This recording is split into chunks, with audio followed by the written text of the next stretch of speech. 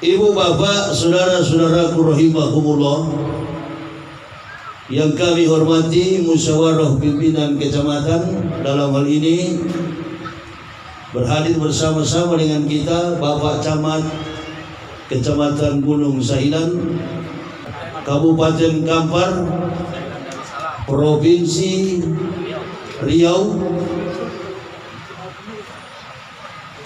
Beliau telah memberikan sedikit pandangan tentang dakwah. Saya tadi telah menyiapkan tema khusus untuk Muharram ini, tapi melihat anak-anak berebut kue, tema saya berubah, Pak Camat. Ketika melihat anak-anak berebut kue, saya langsung berubah cara dakwah saya. Perasaan manusia merebut kue.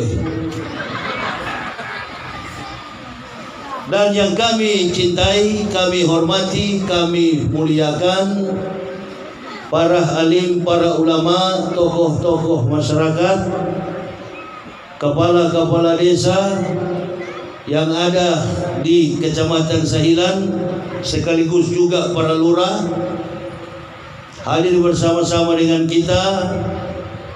Bapak Kepala Desa Kebun Durian Kecamatan Gunung Sahilan, yang merupakan tuan rumah dalam pelaksanaan tabligh akbar ini. Beliau telah memberikan gambaran sekaligus memohon partisipasi atas pelaksanaan pendidikan anak cucu kita. Ini merupakan sebuah kesempatan, momentum yang terbaik. Sudah diumumkan oleh panitia bahwa momentum pada malam ini adalah momentum 1 Muharram 1444 Hijriah. Kita berdoa supaya momentum ini merupakan kebangkitan awal Islam untuk ke depan nanti akan ada pemimpin yang bijaksana, pemimpin yang adil, dan Islam dijauhkan dari segala persoalan-persoalan, dari berbagai macam ancaman, dan juga terkait dengan apa yang kita hadapi selama 2 tahun kita tidak bisa kumpul bersama begini, isu pandemi global. Berdoa meminta kepada Allah agar diberikan kedamaian, agar diberikan ketenangan, agar diberikan berkah bagi bangsa ini di bulan Muharram. Kepada seluruh jamaah yang kami banggakan dan kami cintai,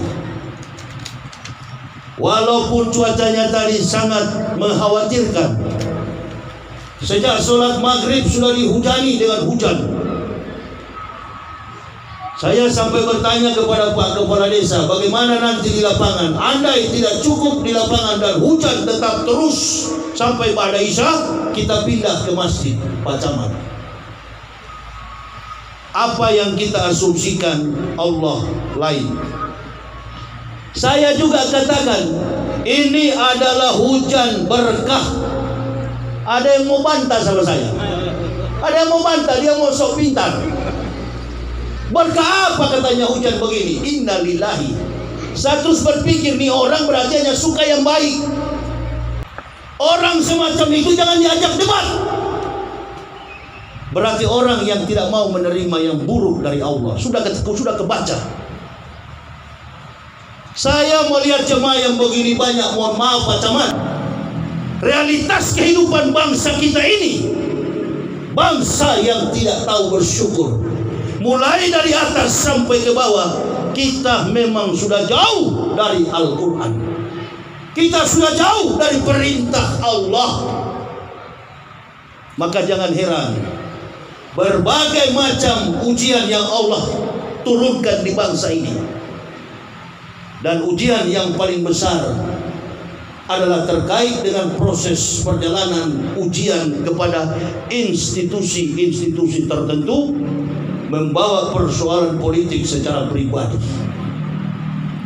Ini yang bahaya. Masyarakat diseret, orang beragama dibawa pada sebuah ruang percakapan publik, sehingga tidak ada pembahasan lain yang ada kita saksikan kecuali masalah demi masalah, persoalan demi persoalan. Rezim ini tidak pernah berhenti dengan persoalan. Kalau sudah menyangkut persoalan berarti ada dosa. Kalau sudah menyangkut dengan permasalahan secara kompleksitas dalam kehidupan negara, dalam kehidupan bermasyarakat, dalam kehidupan individu, dalam kehidupan rumah tangga, berarti ada persoalan. Bulan Muharram ini kita membahas tentang persoalan, karena agama Islam ini adalah agama yang mengikuti jejak perjalanan kehidupan para nabi yang tergolong pada nabi-nabi besar. Mereka ini adalah nabi-nabi yang ditakdirkan dalam sejarah mereka memegang ruang lingkup perjalanan hidup di dalam pelaksanaan Muharram. Nabi Adam alaihissalam memohon ampun kepada Allah di bulan Muharram. Nabi Ibrahim dilempar ke dalam api di bulan Muharram. Nabi Nuh ditelan oleh ikan Nun di bulan Muharram. Nabi Musa membelah lautan dengan tongkat di tangannya, meloloskan bangsa biadab Bani Israel di bulan Muharram. Persoalannya bangsa kita ini mulai dari atas sampai ke bawah. Kita harus akui, Indonesia ini sudah jauh dari pergaulan persaudaraan. Tidak ada keharmonisan dalam kehidupan bangsa ini. Umat beragama diadu domba. Bahkan yang paling sangat bahaya adalah sesama Muslim ditabrakkan. Tokoh-tokoh politik dibusukkan namanya. Ulama diadu domba. Antara Muslim A dan Muslim B diadu domba. Ini bulan Muharram 1444 Hijriah. Kita berdoa, kita bermunajat kepada Allah. Ya Allah, persatukan bangsa ini di bulan yang penuh barokah ini. Amin. Amin ya Allah ya Rabbal. Alhamdulillah illazi muharrama awal rasinin wajallaha syahran mubarakan liqaumil mu'minin. Bulan yang penuh berkah bagi orang-orang mukmin, orang beriman. Perjalanan kehidupan bangsa ini berganti-ganti pemimpin. Tadi saya katakan tema pembicaraan saya, konteks yang saya bawakan nanti adalah apa yang terjadi di depan mata saya malam ini. Anak-anak yang tadi saling merebut kue itulah para kandidat yang sedang mencalonkan diri menjadi presiden nanti. Sampai ada istilah politik membagi-bagikan kue. Nah, ini peran penting bagi kepala-kepala desa, bagi camat, bagi kepala daerah, bagi gubernur untuk berhati-hati dalam membawa sikap di tengah kehidupan bermasyarakat, berbangsa dan bernegara. Kalau sudah tidak ada contoh teladan yang baik bagi pejabat kita, bagaimana masyarakat yang kecil-kecil begini melihat teladan bagi pemimpin-pemimpin mereka? Apalagi Provinsi Riau ini sudah beberapa kali presiden, sudah beberapa kali gubernur, semuanya dikuliahkan, semuanya masuk pesantren, semuanya masuk penjara. Di momen semacam inilah kita saling mengingatkan Nabi SAW, al-mustaghfiru bilisani, al-muslu ala janbikal mustazi birahbi. Barang siapa mengucapkan taubat istighfar, orang yang mengucapkan istighfar al-mustaghfir, yang mengucapkan istighfar bilisan dengan lisannya, tapi berbuat dosa terus menerus, maka dia hanya mengolok-olok Tuhannya. Coba kita perhatikan kehidupan kita ini. Hampir 1 dekade, hampir 10 tahun, betapa sulitnya kita melangkah dalam kehidupan, baik dalam konteks politik, dalam kehidupan kita bermasyarakat. Bagaimana Allah taruh di depan kita ujian yang sangat berat. Jadi kita berkumpul di sini, kita berpikir, ini mohon maaf Pak Kepala Desa, kalau 5-10 tahun lalu atau 15 tahun lalu model-model yang begini selesai Pak kalau hanya bantuan. Tapi sekarang ini masyarakat Indonesia terpuruk dalam bidang ekonomi, terpuruk dalam bidang sosial, terpuruk dalam bidang politik, terpuruk dari segala macam keterpurukan yang ada. Belum lagi kasus-kasus yang terjadi di hari-hari terakhir ini. Polisi tembak polisi, yang periksa polisi, yang tidak tahu siapa pelakunya. Wallahu bikulli syai'in alim. Sesungguhnya Allah Maha mengetahui segala sesuatu. Apa yang kita lakukan di kolong langit ini tidak ada yang tersembunyi di hadapan Allah. Allah Maha tahu. Wallahu bima ta'malun basir. Dan apa yang kamu kerjakan Allah pasti tahu. Inilah sebabnya tidak boleh Indonesia ini dalam segala lini kepemimpinan, tak boleh orang kafir memimpin bangsa ini. Orang kafir tidak seperti orang Islam. Dalam memimpin orang Islam penuh kesabaran. Kalaupun orang Islam masuk penjara, itu karena dia mencontohi sikap daripada orang kafir. Fala tu'til kafirina wajahidum bihi jihadan kabiro. Janganlah kamu mendengar perintah orang-orang kafir. Sesungguhnya perangilah mereka dengan jihad yang besar. Perangi orang kafir bukan berarti kita membunuh orang kafir, bukan.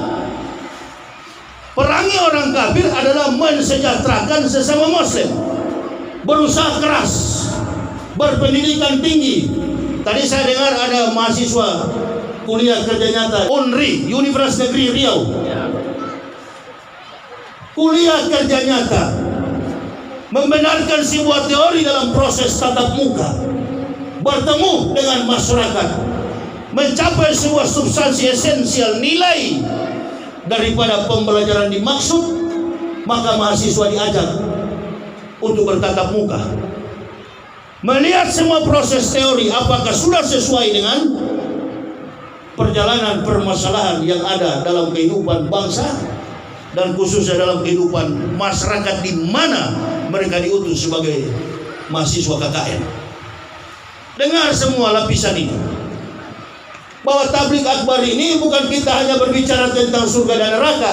Yang namanya orang Islam gak ada yang ke neraka. Semua orang Islam masuk surga. Yang kita pikirkan bagaimana mempertahankan surga ini dengan nilai-nilai politik, dengan nilai-nilai sosial, dengan nilai-nilai teologis, dengan nilai kesantunan di masyarakat. Ini baru-baru ini kita dengar dari berita, bukan cuma polisi yang dikubur, bansos pun dikubur. Bansos bantuan presiden pun dikubur. Bayangkan ibu bapak, betapa rusak, betapa hancurnya negara ini. Tinggal 1 tahun lebih lagi akan ada pemilihan presiden. Jangan tidak dibicarakan yang begitu. Kasihan generasi-generasi kita ini. Mau jadi apa ke depan kalau negara model begini? Ibu bapak tahu bagaimana masyarakat Indonesia ini? Saya ini bukan orang Melayu. Karena keterpanggilan persaudaraan, hubungan dalam konteks Bhinneka Tunggal Ika, kita berbeda-beda tetapi satu. Kita berada dalam satu nafas yang sama, Pancasila. Maka gaung daripada Pancasila itu harus diekspresikan, harus diimplementasikan dalam segala bentuk kehidupan kita. Nah, kita melihat kekacauan, kegaduhan yang terjadi di masyarakat. Saya sudah pernah, bahkan sering kali saya berceramah, saya selalu katakan yang sering bikin ribut di negara kita ini bukan masyarakat. Bohong kalau mengatakan orang Islam itu teroris, bohong semua itu. Bohong kalau mengatakan orang Islam itu keras, radikal, bohong, tidak ada yang benar itu. Karena yang suka bikin ribut di masyarakat ini adalah pejabat-pejabat tinggi yang ada di negara ini. Amin ya Rabbal. Pejabat-pejabat daerah ini nggak tahu apa-apa. Ada perintah dari pusat dilaksanakan oleh gubernur, oleh bupati, oleh wali kota, oleh camat, kepala-kepala desa, lurah dan lain sebagainya. Dilaksanakan. Tapi anehnya yang sering bikin ribut di negara ini tidak ada persoalan lain kecuali pemimpin-pemimpin kita. Bawa kemana negara ini? Kita diajar berdusta, kita diajar berbohong. Masyarakat disuruh berhenti berkomentar, masyarakat disuruh berhenti berlogika. Tidak bisa. Semua yang terjadi dalam kejahatan di masyarakat, masyarakat yang lebih tahu karena masyarakat berpengalaman dengan segala macam bentuk kejahatan. Ada yang benar, ada juga yang salah. Orang berasumsi, orang berlogika biasa dalam kehidupan demokrasi. Tapi untuk melarang tidak boleh. Tidak boleh dilarang. Apalagi dalam kehidupan kita yang saat ini susah dari segala macam sisi kehidupan. Doa kita kepada Allah, ya Allah, mudah-mudahan di kemudian hari akan ada pemimpin kita yang terbaik bagi bangsa ini. Amin ya Rabbal. Mengatasi berbagai macam persoalan, mengatasi berbagai macam ketegangan, kegaduhan yang ada. Kita di desa begini hidup, saya sangat bangga sekali. Lengkap semua yang hadir pada malam ini, mulai dari ulamanya, dari pemerintahnya, sampai lembaga sosial masyarakatnya hadir. Mahasiswa KKN. Karena kita bersatu padu dalam kehidupan mencintai agama Allah ini, mencintai agama Islam.